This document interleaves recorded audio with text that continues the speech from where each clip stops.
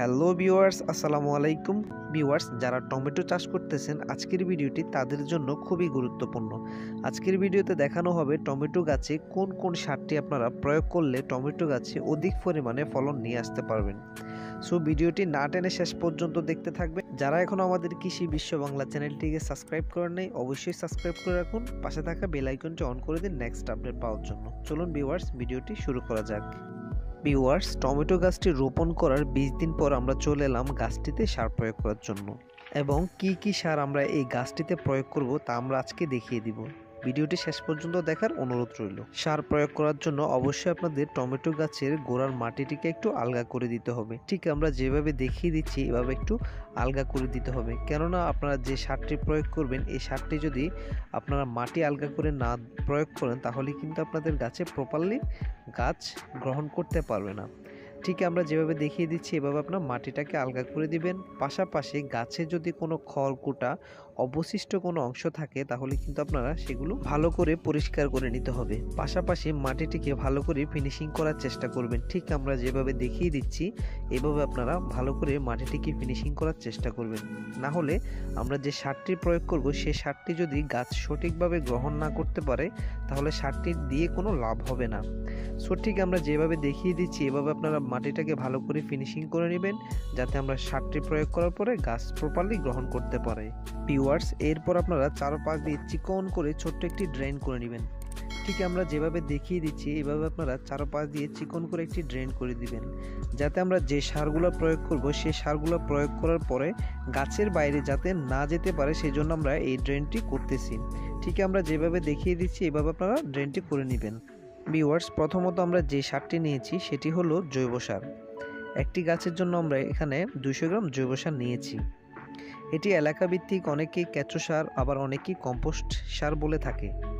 এই সারটির অনেক বেশি গুণাগুণ রয়েছে যা বলে শেষ করা সম্ভব নয়, কেননা এটি গাছকে অনেক বেশি শক্তিশালী করে এবং ফুল ফল আনতে অনেক বেশি সহায়তা করে থাকে এবং গাছের বৃদ্ধিতে অনেক বেশি ভূমিকা পালন করে থাকে।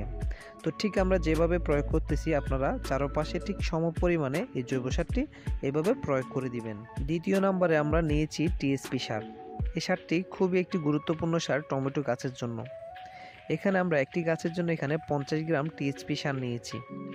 টিএসপি সার গাছের ফল আনতে অনেক বেশি সহায়তা করে এবং ফুল এবং ফলের বৃদ্ধিতে অনেক বেশি সহায়তা করে থাকে, এবং ফলের যে পরিপক্কতা আনার সেটিও কিন্তু এই টিএসপি সার এনে দেয়। তো ঠিক আমরা যেভাবে প্রয়োগ করেছি আপনারা চারপাশ দিয়ে এই টিএসপি সারটা প্রয়োগ করে দিতে পারেন।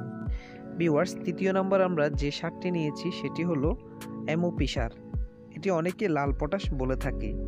এটি টমেটো গাছের জন্য খুবই গুরুত্বপূর্ণ একটি সার। তো এখানে আমরা একটি গাছের জন্য এখানে 50 গ্রাম সার নিয়েছি।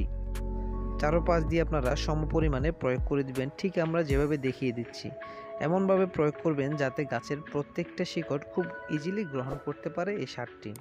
ভিউয়ার্স, এই এমওপি সারের কাজ কি? এই এমওপি সারের মূলত কাজ হলো, অনেক সময় দেখা যায় আমাদের টমেটো গাছ হলুদ হয়ে যায়, আবার হেলে দুলে পড়ে যায়, পাশাপাশি দেখা যায় টমেটো গাছের ফলন ঝরে যায়, ফুলও ঝরে যায়। এগুলো কিন্তু সম্পূর্ণ এমওপি সারের অভাবে হয়ে থাকে। এমওপি সারে রয়েছে প্রচুর পরিমাণে পটাশিয়াম, যা গাছকে অনেক বেশি বৃদ্ধিতে সহায়তা করে থাকে। এই এমওপি সারটি যদি আপনারা প্রয়োগ করতে পারেন টমেটো গাছে তাহলে আপনাদের গাছে প্রচুর পরিমাণে রোগবালাই কম হবে, পাশাপাশি আপনাদের ফুল এবং ফল কখনোই ঝরবে না। তো ঠিক আমরা যেভাবে দেখিয়ে দিয়েছি এভাবে আপনারা প্রয়োগ করতে পারলে আপনাদের গাছে প্রচুর পরিমাণে ফল এবং ফুল আসবেই। ভিউয়ার্স, এরপর আপনারা চারপাশে মাটিগুলো দিয়ে সারগুলি ঢেকে দিবেন, যাতে সারগুলি সূর্যের আলোতে নষ্ট না হয়ে যেতে পারে। ঠিক আমরা যেভাবে দেখিয়ে দিচ্ছি এভাবে আপনারা চারপাশে ঢেকে দিবেন, যাতে সারগুলি সঠিকভাবে গাছের শিকড়ে গ্রহণ করতে পারে।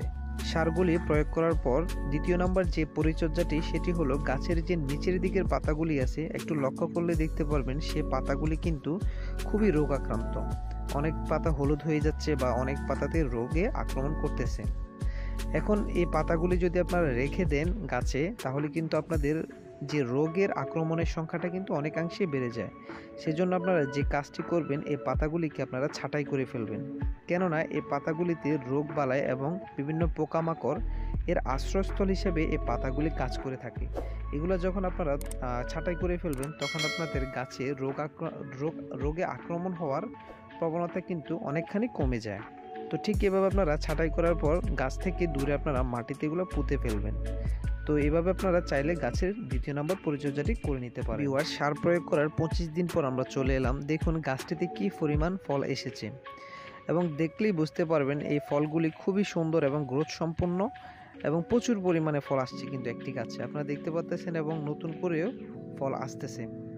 তো ঠিক এভাবে যদি আপনারা গাছে সঠিকভাবে সার প্রয়োগ করতে পারেন তাহলে আপনাদের গাছে প্রচুর পরিমাণে ফল আসবে, যা আপনাদেরকে আমরা দেখিয়ে দিচ্ছি। ঠিক এইভাবে আপনারা করতে পারবেন এবং অবশ্যই আপনারা সঠিক সময়ে সঠিক নিয়মে সেচ প্রদান করতে হবে।